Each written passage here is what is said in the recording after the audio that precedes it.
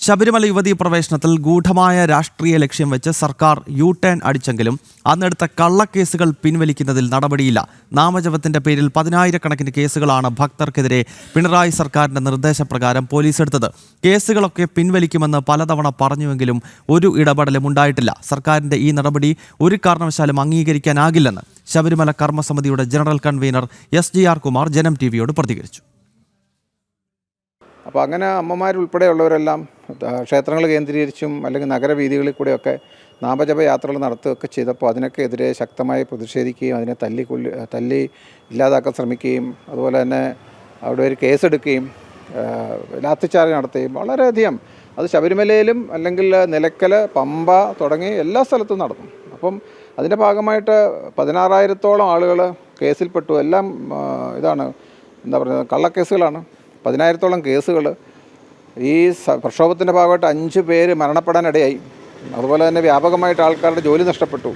കേസുകൾ ധാരാളം. പീഡനം, ശാരീരിക പീഡനം, മാനസിക പീഡനം, അതുപോലെ തന്നെ ചിലരുടെ ജോലി നഷ്ടപ്പെട്ടു ഈ കേസിൻ്റെ പേരിൽ.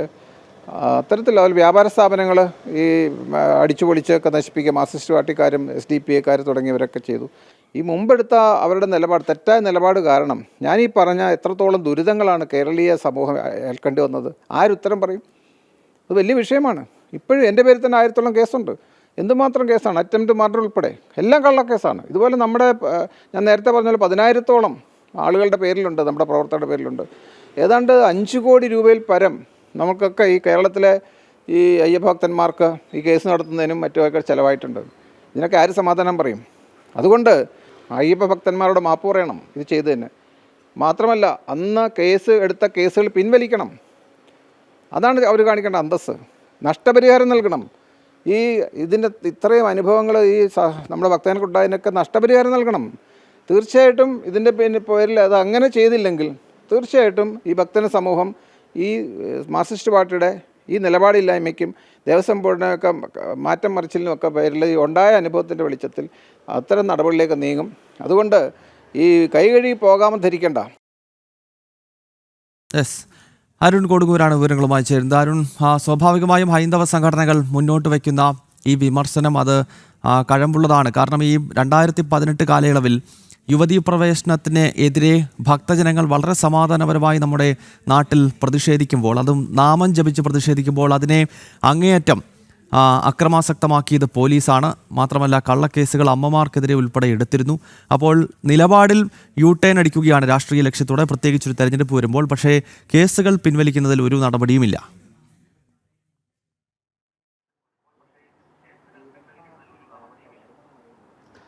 തീർച്ചയായും അതാണ് ഏറ്റവും പ്രധാനപ്പെട്ട കാര്യം. നമുക്കറിയാം ശബരിമല വിഷയത്തിൽ 2018 മുതൽ ഇങ്ങോട്ട് സംസ്ഥാന സർക്കാർ എടുത്ത സമീപനം എന്ത് എന്നുള്ളത് നമുക്ക് കൃത്യമായി തന്നെ കാണാം. എന്തായാലും തെരഞ്ഞെടുപ്പ് മുന്നിൽ കണ്ടുകൊണ്ട് വലിയൊരു രാഷ്ട്രീയ ഗിമ്മിക്കായി രാഷ്ട്രീയ ലക്ഷ്യം വെച്ചുകൊണ്ടുള്ള ഒരു തീരുമാനം പുറത്തു വന്നിരുന്നത് നിലപാടില്ലായ്മയുടെ നിലപാടായി തന്നെ ഈ സർക്കാരിൻ്റെ തീരുമാനത്തെ വിശേഷിപ്പിക്കേണ്ടി വരുന്നു. പക്ഷേ ഇപ്പോഴും ഇവർ കാണിക്കുന്ന ഒരു വലിയ രീതിയിലുള്ള ഒരു കുറ്റകരമായ ഒരു അനാസ്ഥയുണ്ട്.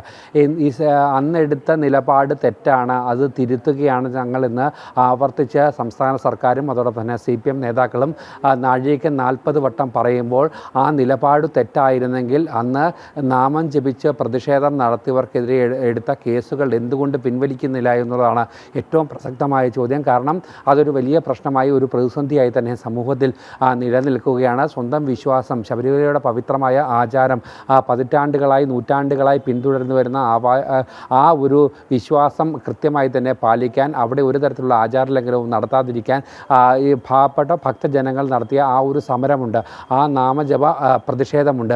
അതിനെ എങ്ങനെയും അട്ടിമറിക്കാനുള്ള ഗൂഢമായുള്ള നീക്കമായിരുന്നു സംസ്ഥാന സർക്കാരിൻ്റെ ഭാഗത്തുനിന്നും അന്നുണ്ടായിരുന്നത്. സർവ്വശക്തിയും സംഭരിച്ചുകൊണ്ട് അതിനെ എതിർക്കാനുള്ള എല്ലാ നീക്കങ്ങളും സർക്കാരിൻ്റെ ഭാഗത്തുനിന്നും സർക്കാരിൻ്റെ മിഷണറികളെ ഉപയോഗിച്ചുകൊണ്ട് ആ സമയങ്ങളിലൊക്കെ നടത്തിയിരുന്നത്. പക്ഷേ അതൊക്കെ തന്നെ പൂർണ്ണമായും പരാജയപ്പെടുന്ന ഒരു അവസ്ഥയുണ്ടായിരുന്നു. അതുകൊണ്ട് തന്നെ ഭക്തരെ പിന്തിരിക്കാനുള്ള അവരുടെ അടുത്ത മാർഗം എന്നത് ഈ കേസുകളെടുത്ത് ചെറിയ കാര്യങ്ങൾക്ക് പോലും നാമം ജപിച്ചതിന് പോലും ഗുരുതരമായ കുറ്റകൃത്യങ്ങളുടെ വകുപ്പുകൾ ചുമത്തിയുള്ള നടപടികളായിരുന്നു അന്ന് ആ സമയത്ത് സ്വീകരിച്ചത്. പക്ഷേ അതൊന്നും തന്നെ ഭക്തരുടെ മുന്നിൽ വിലപ്പോയില്ല. അവരെടുത്ത നിശ്ചയദാർഢ്യം അത് ഒരു ധർമ്മ വിജയമായി കണ്ടുകൊണ്ട് അവർക്ക് ആ ധർമ്മ വിജയത്തിലേക്ക് പോകേണ്ട ഒരു പാതയിൽ എത്ര വലിയ പ്രതിസന്ധികളുണ്ടെങ്കിലും അതെല്ലാം തന്നെ അട്ടിമറിച്ചുകൊണ്ട് അവർ മുന്നോട്ട് പോകുന്ന കാഴ്ചകളൊക്കെ തന്നെയാണ് കണ്ടത്. പക്ഷേ ഇപ്പോഴും വർഷങ്ങൾക്കിപ്പുറത്തോളം 2018 കഴിഞ്ഞ് ഇപ്പോൾ ഈ ഇത്ര വർഷം കഴിഞ്ഞിട്ടും ഒരു തരത്തിലുള്ള ഇടപെടലും ഈ സർക്കാരിൻ്റെ ഭാഗത്തു നിന്നും ഉണ്ടായില്ല. കേസുകൾ പിൻവലിക്കുമെന്ന് പല ആവർത്തി NSS ഉൾപ്പെടെയുള്ള സംഘടനകൾ, ഹൈന്ദവ സംഘടനകളൊക്കെ തന്നെ ആവശ്യപ്പെടുമ്പോൾ സർക്കാർ പറയുന്നുണ്ട്. പക്ഷേ ഇപ്പോഴും ഒരു തരത്തിലുള്ള നടപടിയോ ഒരു തരത്തിലുള്ള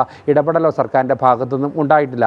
ഇപ്പോൾ വീണ്ടും സർക്കാർ തങ്ങൾ അന്നെടുത്ത നിലപാട് പൂർണ്ണമായും തെറ്റാണ് എന്ന് മനസ്സിലാക്കിക്കൊണ്ട് ആ നിലപാട് തിരുത്തിക്കൊണ്ട് അവർ മുന്നോട്ട് പോകുമ്പോൾ എന്തുകൊണ്ട് ഈ കേസിൻ്റെ കാര്യത്തിൽ മാത്രം ഒരു തരത്തിലുള്ള നടപടിയോ ഒരു തരത്തിലുള്ള ഇടപെടലോ ഉണ്ടാകുന്നില്ല? ഈ വൈകിയ വേളയിലെങ്കിലും സർക്കാരിൻ്റെ ഒരു ഇടപെടൽ ഉണ്ടാകുന്നില്ല എന്നുള്ളതാണ് ഏറ്റവും പ്രധാനപ്പെട്ട കാര്യം. അരുൺ, എന്തായാലും ശബരിമല യുവതീ പ്രവേശന കാലത്ത് ഭക്തജനങ്ങൾക്കെതിരെ എടുത്ത കേസുകൾ പിൻവലിക്കുമോ ഇല്ലയോ എന്ന ചോദ്യമാണ് ശബരിമല കർമ്മസമിതി ഉൾപ്പെടെയുള്ള അയ്യപ്പ ഭക്ത സംഘടനകളും ഹൈന്ദവ സംഘടനകളും ചോദിക്കുന്നത്. അന്ന് അയ്യപ്പ ഭക്തന്മാരെ തല്ലിച്ചതച്ച പോലീസ് നടപടിയിൽ മാപ്പ് പറയുക, അന്നെടുത്ത കള്ളക്കേസുകൾ പിൻവലിക്കുക എന്ന നിലപാടാണ് ഹൈന്ദവ സംഘടനകൾ മുന്നോട്ട് വയ്ക്കുന്നത്. അരുൺ കൊടുങ്ങൂരാണ് വിവരങ്ങളുമായി ചേർന്നത്.